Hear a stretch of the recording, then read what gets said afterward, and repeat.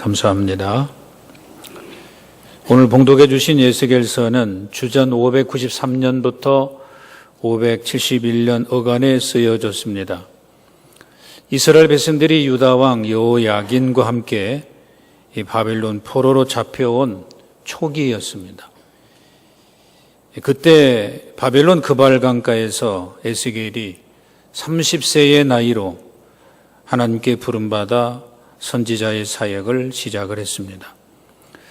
당시 고대 근동 지역의 국제 정세는 아수르 제국이 멸망하고 애굽이 몰락 중에 있고 신흥 세력 바벨론이 근동의 패권을 잡기 시작을 했습니다. 이때를 틈타 유다 나라는 여호야김 왕, 여호야긴 왕 그리고 시드기야 왕이 할 수만 있으면은 조국 해방을 위해서 반란을 일으켰습니다. 그러나 결국 주전 586년 예루살렘은 완전히 하나님의 뜻대로 멸망을 당했습니다. 이 같은 험한 시기에 유다 백성들은 이 완전 패망 소식을 듣고 절망에 깊이 빠진 것입니다. 이제 모든 것이 이스라엘 포로들에게 불가능한 일로만 보여졌습니다. 그때 여호와 하나님께서 부시 아들 에스겔 제사장을 부르셔서 하나님의 사람 선지자로 설교자로 쓰신 것입니다. 하나님의 백성이 당시에 바벨론에 포로된 것은 하나님의 공의를 소홀히 여긴 범죄 때문이기에 형벌을 받아야 된다는 겁니다. 그래서 하나님은 이스라엘 백성 예루살렘을 향해서 에스겔을 통하여 회개를 촉구하신 것입니다. 반면에 하나님께서는 에스겔 선지자를 통해서 구원과 희망을 선포하면서 포로민들에게 회복을 제시하고 선언하셨습니다. 하나님의 때가 되면 고국 땅으로 돌아갈 것이라고 말씀했습니다. 이 희망적인 예언을 이스라엘 백성들이 들을 때에 현실과는 동떨어진 무지갯빛 같은 것으로 여기고 그것은 불가능하다 그렇게 입버릇처럼 말했습니다. 그들은 하나님의 전능하심 앞에 실망을 하면서 바벨론 포로 신세를 한탄을 하고 하나님의 섭리와 뜻을 인정하지 않았던 것입니다. 지난날 이스라엘 백성들이 애굽 생활에서 지겹게 430년을 경험했기 때문에 앞으로 어떻게 될지 모르는 바벨론 포로 생활 앞에서 고국으로 다시 돌아간다는 사실을 믿지 않을 수 있는 상황임에는 틀림없습니다. 바벨론 제국의 기세 앞에 이스라엘 회복을 꿈꿀 수 없었을 정도입니다. 말도 안 되는 소리라고 하면서 절망의 자리에 빠지고 말았던 것입니다.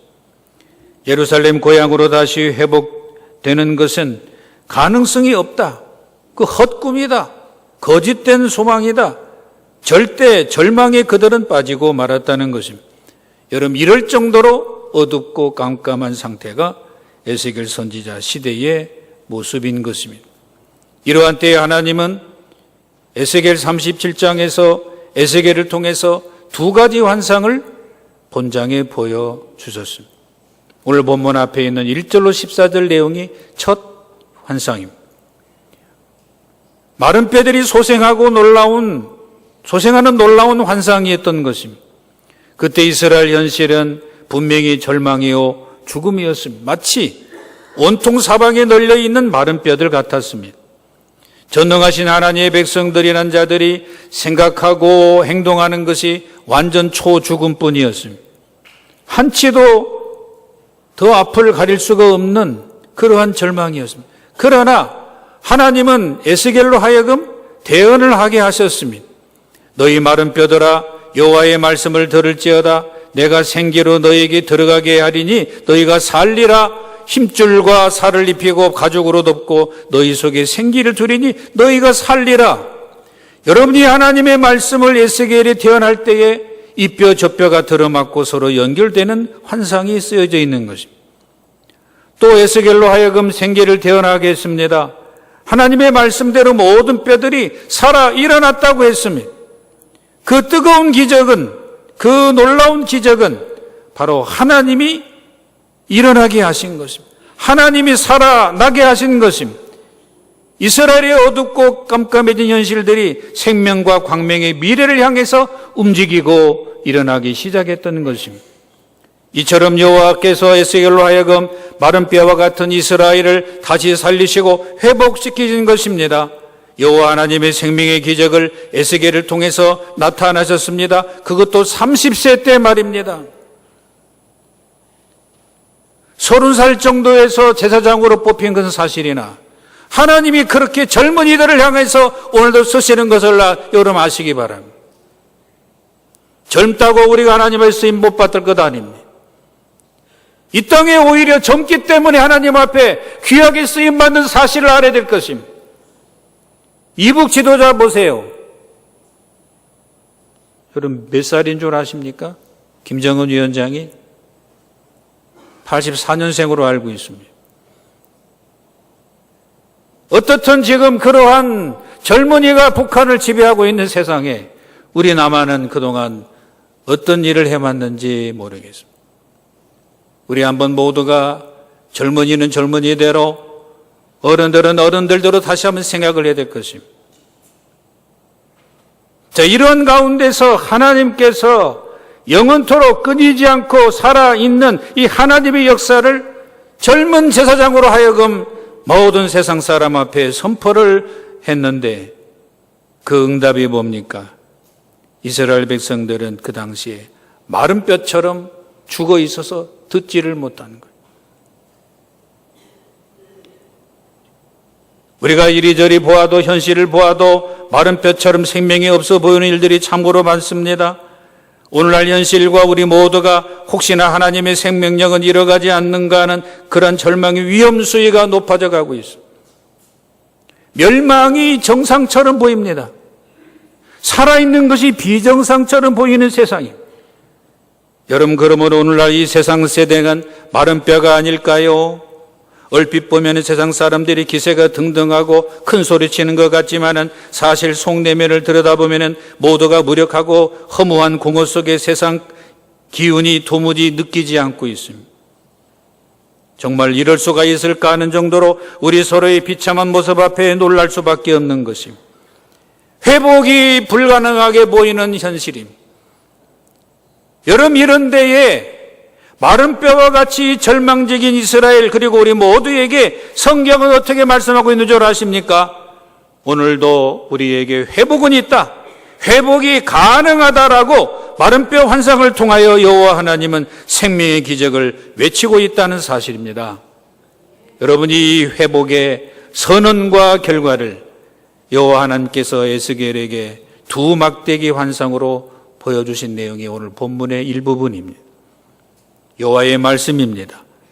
너는 막대기 하나를 취해서 유다와 그 짝 이스라엘 자손이라 써라. 또 다른 막대기 하나를 취하여 에브라임의 그 막대기에 요셉과 그 짝 이스라엘 온 족속이라 쓰라. 그리고 이 두 막대기를 서로 연합하라, 합하라, 하나가 되게 하라. 네 손에서 둘이 하나가 되리라. 무슨 말입니까?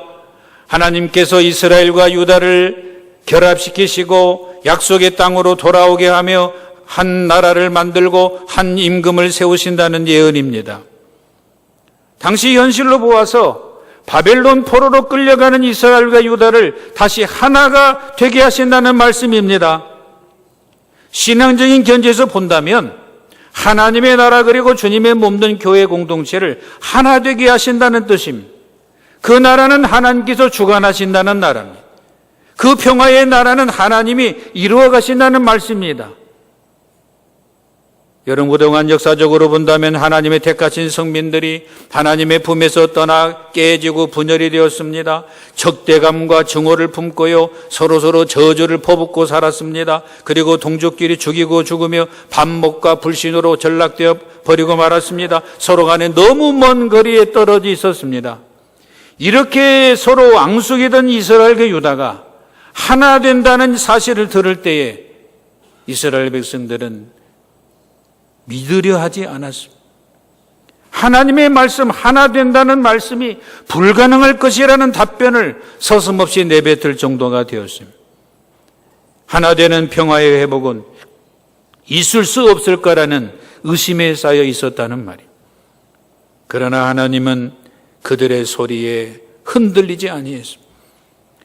그들의 절망적인 모습에 하나님은 마음에 영향받지 않았어요. 만약에 이스라엘 백성들이 영향을 받았다면 하나님도 흔들려서 오늘날 세상은 있을 수가 없었을 것입니다. 그러나 하나님은 이러한 이스라엘 백성들의 불신앙, 불신, 반목, 동족끼리 죽이고 증오심을 가지고 적대감을 가지고 살아가는 그 사실에 하나님은 흔들리지 아니했습니다. 서슴없이 에스겔로 하여금 이렇게 선포하게 하시고 전하라 하셨습니다. 둘이 하나가 되리라. 본래 여러분 선포 선언이라고 하는 것은요, 믿음으로 말하는 거예요. 선포가 신앙으로 외치는 것입니다. 소망을 가지고 확신하는 것입니다. 희망 가운데 신뢰하는 것이 선포와 선언입니다. 하나님의 말씀이 그렇습니다. 하나님의 말씀이 우리들의 형편과 절망과 불안과 불신을 바라본다면 하나님이 이 선언을 못하셨을 것입니다. 우리들의 여러 가지 연약함을 하나님 바라보지 아니하시고 우리가 다시 한번 강하고 담대할 수 있는 희망을 바라보면서 하나님은 선포하시는 것입니다. 그래서 하나님은 자신의 뜻을 이루어 가시는 것입니다. 불가능할 것 같은 하나 되는 통일과 평화를 이스라엘과 유다로 하여금 회복하게 하신다는 예언을 하신 것입니다. 그래서 하나님의 이 바라시는 회복의 좋은 결과를 위해서 하나님은 얼마나 노력하시는지 알 수가 없는 것입니다. 이 좋은 결과가 바로 하나님의 선이고 하나님의 뜻입니다. 하나님의 뜻으로 이루어 가시는 미래의 좋은 결과를 향해서 오늘도 하나님 우리를 위해서 일하고 계신다는 사실을 여러분 잊지 마시길 바랍니다. 우리를 위해서, 우리 민족을 위해서 하나님은 선한 일을 하십니다. 아멘. 그러한 미래를 향해서 하나님은 선언도 하십니다. 우리 현실의 절망 앞에 우리 넘어지지 말라는 것입니다. 여러분, 그동안 우리 한반도 땅에는 어떤 일이 쌓여져 왔습니까? 분단, 분열, 대적, 적대감, 증오, 복수, 상처, 고통, 상호, 비백만 쌓였던 지난 세월 아닙니까? 여러분 아시죠? 휴전선 일대의 확성기를 켜놓고서 서로를 그저 비방만 하는 그러한 세월이 엄청 많았던 사실을 우리는 잊어서는 아니 될 것입니다. 보세요. 일제해방 1945년부터 보면은 73년간 적대하고 살았습니다. 1950년 6월 25일 전쟁 때부터 보면은 68년간 다투고 살았습니다. 1954년 7월 휴전협정에서 보면은 65년을 총뿌리를 견디면서 그동안 지내왔습니다. 자, 이제 이러한 우리 한반도 땅을 온 세계가 바라보면서 주변 나라 정상들이 화해와 평화의 세계 통일이라고 하는 명분을 가지고 회담들을 이어가고 있지 않습니까? 여러분 아시는 대로 한반도의 상황은 급변하고 있지 않습니까? 2월 9일부터 25일까지 열렸던 평창 동계올림픽에 북한 선수들도 참여했습니다. 김영남 상임위원장을 단장으로 하여 고위급 대표단을 구성해서 동계올림픽 개회식에 와서 축하를 해 주었습니다. 남과 북이 단일팀을 이룬 여자 아이스하키 경기가 있었고 북한 예술단 공연은 평화의 봄바람을 느끼게 했잖아요. 이어 남한 쪽 예술단이 봄이 온다는 주제를 가지고 평양을 방문하여 우정과 신뢰를 다지는 새로운 봄을 만들었잖아요. 그리고 한반도 땅의 역사적인 4.27 남북 정상회담이 이루어져 갔습니다. 한반도에 더 이상 전쟁은 없을 것이고 새로운 평화 시대가 열렸음을 8천만 결의 앞에 전 세계 앞에 천명했지 않습니까? 그리고 오랜 분단과 대결을 하루빨리 종식시키고 민족적 화해와 평화의 번영의 새로운 시대를 이루어가면서 그리고 남북 관계를 보다 적극적으로 개선하고 발전시켜 나가야 한다는 확고한 의지를 담아서 4.27 판문점 선언을 하기에 이르렀던 것입니다. 여러분 그렇습니다. 비정상적인 현재의 정전 상태를 끝내고 확고한 평화체제를 수립하는 것은 더 이상 우리가 미룰 수 없는 역사적인 과제로 우리가 손으로 받고 있습니다. 이러한 오늘의 우리 한반도는 비핵화의 문제로 남북 정상회담이, 북중 정상회담이, 북미 정상회담이 이루어지면서 상호 전쟁의 비극 시대를 넘어가고자 하는 중요한 시점에 와 있습니다. 이것이 어떻게 보면은 지금 이루어질까 말까 여러 가지 염려가 많은 오늘날의 이 시대를 사는 것을 다시 한번 여러분과 함께 고민하고 싶은 것입니다. 이제 이런 그 냉전의 세계에서 생명의 세계, 평화의 세계로 나아가고자 하는 이 한반도 땅에 많은 사람들은 몰라도 신앙인들은, 성도들은, 한국교회는 도대체 하나님의 무슨 말씀을, 무슨 메시지를 선언해야 될 것인지를 우리가 기도하면서 주님 앞에 엎드려야 될 줄로 압니다. 하나님의 메시지를 기대하는 마음으로 계속 묻고 인도하심을 받아야 될 것입니다. 한 가지의 답변으로는 우리가 이룰 수 없는 거대한 민족의 과제입니다. 오늘은 에스겔 37장에서 선포하시는 하나님의 음성을 겸손히 경청해 보시길 바랍니다. 첫째는 앞서 말씀드린 대로 마른 뼈 환상을 통해서 들려주시는 하나님의 선포입니다. 우리의 마른 뼈들이 여호와의 선포의 말씀을 들어야 됩니다. 다시 말하면 우리는 마른 뼈라고 하는 그러한 깊은 인식을 우리는 다시 한번 해야 할 것입니다. 우리는 메말라 있는 뼈들입니다. 내가 내 믿음을 보더라도 우리가 서로 간에 내 자신을 점검하더라도 교회마다 한국교회를 바라볼 때에 과연 우리들의 신앙생활에 생기가 있는가? 메말라져 가는 이런 우리 자신은 아닌가? 그런 메말라져 가는 이러한 사실을 깊이 우리가 알고 깨달을 때에 우리는 하나님 앞에 겸손히 귀를 기울일 수가 있는 것입니다. 마른 뼈라고 하는 사실을 모르는 가운데서는 하나님 앞에 엎드릴 수가 없습니다. 왜냐하면 자기가 무슨 생수나 만드는 것 같이 생각하기 때문에 그렇습니다. 절대로 그렇지 않습니다.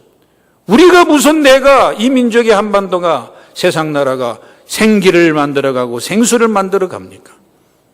육신의 갈증으로 육신의 갈증을 해결하는 그 길만은 있겠으나 진정한 우리들의 생기와 생수가 과연 어디 있느냐라고 하는 그 길을 갈 수 있는 길이 우리 자신이 마른 뼈라고 하는 이 사실을 깊이 깨닫고 회개하면서 나갈 때에 우리는 하나님의 귀한 말씀을 이렇게 듣습니다. 내가 생기를 들어가게 할 거다. 하나님의 말씀이 내가 너희들에게 생기를 줄 것이니 이 생기를 가지고 너희가 살아나리라. 하나님의 말씀인 것입니다. 우리들의 말씀도 아니고 무슨 특별한 사람의 그런 경고도 아니고 위로도 아닌 것입니다. 그렇습니다. 여호와 하나님의 생기만이 우리 모두를 살게 합니다. 남북의 모두를 살게 하는 것입니다. 이 하나님의 선포를 에스겔로 하여금 대언하라, 외쳐라 그 말을 하십니다. 하나님이 직접 나서서 말씀도 하시겠지만 에스겔을 부르시고 이스라엘을 부르시고 지도자를 부르시면서 그렇게 말합니다. 대언하라, 이 선포를 대언하라, 외쳐라 하는 그러한 사명감을 우리에게 주고 계시는 것입니다. 생기를 주시는 하나님의 영이 이제 그 안에 역사하셔야 정말 절망 중에 죽었던 우리들이 다시 살아날 수가 있는 것입니다. 우리 현실이 비록 메마르고 죽어있는 상황일지라도 회복되는 미래를 향해서 확신을 가지고 나가게 하시는 이 하나님의 애쓰심과 수고를 보시기를 바랍니다. 하나님 우리 위해서 얼마나 애쓰고 수고하는지 모릅니다. 무엇을 위해서? 우리의 미래를 위해서 하나님의 역사하시는 그 삶을 통해서 우리를 잘 되게 하시려고 하는 그 미래를 향해서 하나님도 확신을 가지고 그러한 믿음을 가지고 소망을 가지고 나가시는 그 하나님 앞에 우리가 메말라져 있는 상황 속에 있다고 한다면 어찌 될 것입니까? 현재 우리가 메마른 뼈와 같은 우리 영혼과 환경을 향하여 여호와의 하나님 말씀을 대언하고 선포하는 이러한 귀한 사명이 우리들에게 있는 것입니다. 한 사람 한 사람 다 있습니다. 어느 한 사람에게 맡기지 마세요. 이 나라의 문제를 향해 주님 앞에 엎드리는 것, 다른 사람 앞에 내 주변에게 맡기지 마세요. 이거 우리 각자 하나님 앞에 해야 할 일입니다. 하나님의 말씀을 대언하고 내 안에 나를 향해서 확신을 외쳐야 될 것이고 그 확신을 우리 모든 사람에게 서로 외치면서 위로와 격려를 해야 할 것입니다. 어떻게 해요? 생기야 사방에서부터 오라.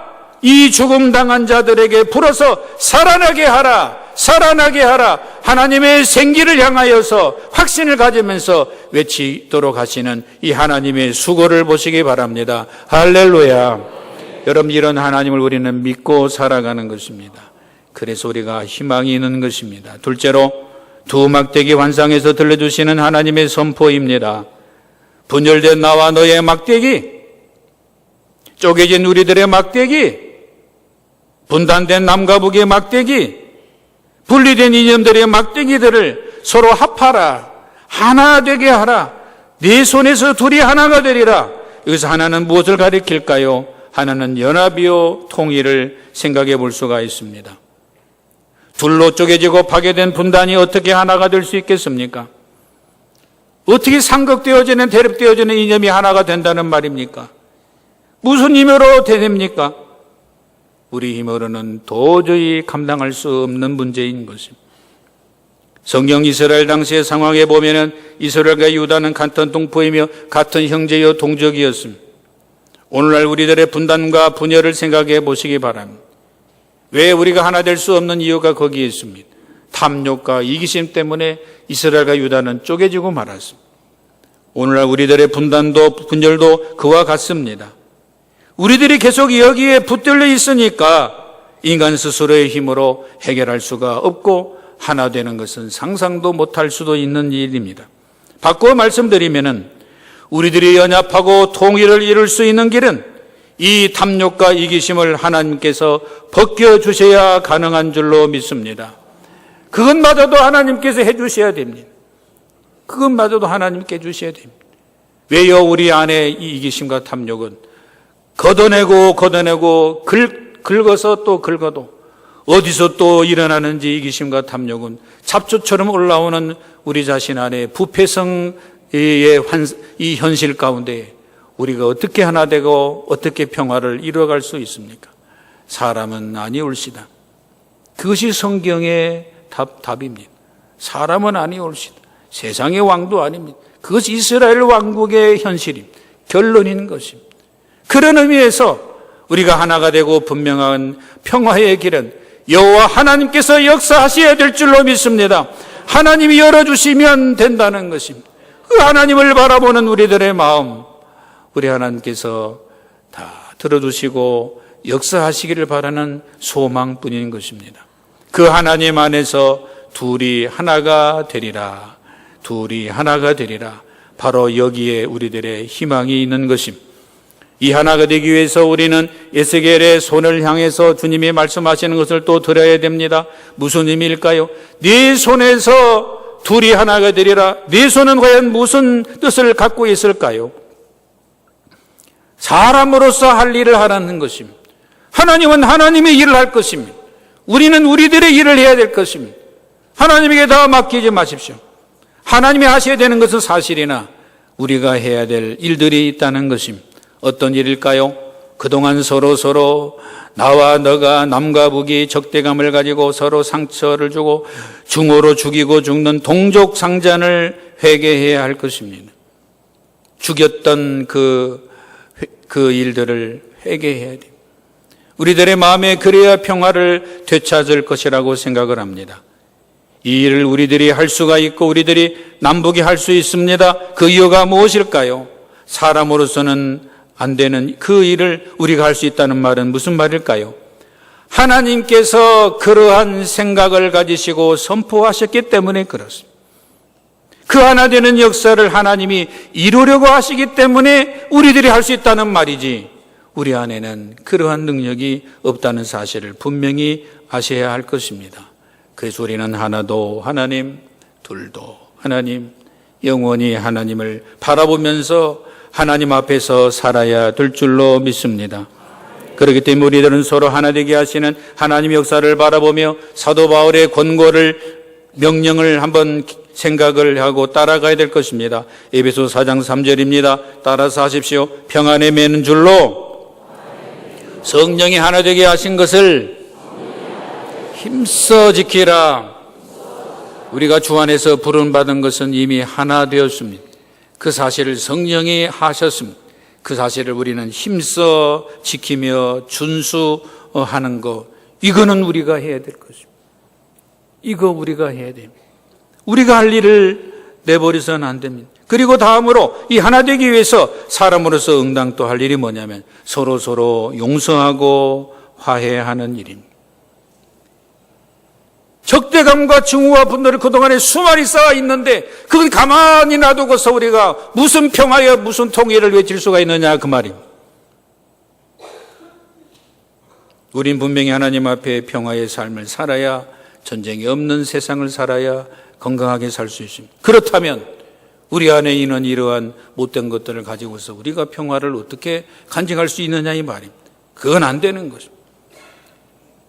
해결도 못하면서, 해결도 할 것을 못하면서 우리가 평화와 통일을 집어넣으면 이건 이것도 아니고 저것도 아닌 것입니다. 용서와 화해를 이루어야 되는 것입니다. 그것 우리가 할 수 있습니다. 그 이유가 무엇일까요? 이 용서와 화해를 이루시기 위해서 이 땅에 주님께서 오셔서 우리와 함께하여서 십자가를 지셨기 때문에 그렇습니다. 그것까지도 주님이 다 이루어 놓으신 겁니다. 우리는 용서와 화해를 할 수 있습니다. 아멘. 그 이유는 하나님이 용서와 화해를 하시기 때문에 그렇습니다. 아멘. 그래서 우리는 주님 믿고 살아가는 것이 행복한 존재요, 위대한 존재라고 하는 것을 말씀을 드릴 수가 있는 것입니다. 이 용서와 사랑받은 우리들에게 주님은 이렇게 기대하십니다. 너희가 하나가 될 수 있다 하는 소망을 하나님이 품고 계시는 것입니다. 다시 말합니다. 용서와 화평의 능력은 우리에게는 없습니다. 오직 하나님에게만 있습니다. 이 하나님께서 마른 뼈와 같은 우리들에게도 오늘 용서로 하나가 되리라고 하나님은 선포하시고 선언하시는 것입니다. 희망을 가지고 확신을 가지고 우리들을 향해서 말씀하실 때 우리들도 내 자신과 많은 사람들 앞에서 선언하고 선포해야 됩니다. 용서와 화해로 하나가 되리라, 하나가 될 수 있다 하는 것입니다. 따라하면 용서와 화해로 하나가 되리라. 마지막으로 이야기 하나 하고 마치겠습니다. 프레드릭 레만이라는 목사님이 계셨는데 시골에서 아주 어렵게 목회를 하신 분입니다. 너무너무 어려워서 교회에서 생활비를 제대로 공급하지 못해가지고 그 생계비를 위해서 직장을 또 다녀야 됐습니다. 치즈 공장을 다녔습니다. 목사가 목회에 전념하지 못하고 생계를 위해서 공장에 다녀야 하는 것이 얼마나 괴로웠는지 마음에 낙심이 들었습니다. 야, 이거 내가 꼭 이렇게 살아야 되나? 어느 날 오전 일을 마치고 아내가 싸준 도시락을 열어보니 아내가 보낸 쪽지 편지가 있습니다. 여러분이 이렇게 시가 쓰여 있습니다. 바다가 먹물이고 하늘이 두루마리인들 어찌 하나님의 사랑을 다 그것이 기록할 수 있으랴. 11세기 무렵에 요셉 마르크스라는 사람이 쓴 시의 일부가 그 아내의 쪽지에 담겨져 있습니다. 밥을 보지만은 도시락을 보지만은 먹을 수 없었습니다. 그 문구가, 그 고백이 얼마나 이 레만 목사님에게 깊이 다가왔는지 자신이 부끄러웠습니다. 그동안 감사하지 못하고 낙심에 빠지고 절망 가운데서 하나님을 전한다 하면서 희망의 하나님과 놀라운 말씀의 선포를 믿지 못했던 자기 자신이 너무 부끄러워서 펜을 들어 회개하는 마음으로 시를 써내려 가고 그 시가 완성이 돼서 찬송가가 탄생이 된 그 찬송가가 여러분이 잘 아시는 그 크신 하나님의 사랑, 그 크신 하나님의 사랑 말로 다 형용 못하네. 그 후반부에 가면 이렇게 되어 있습니다. 화목제물 삼으시고 죄 용서하셨네. 죄 용서하셨네.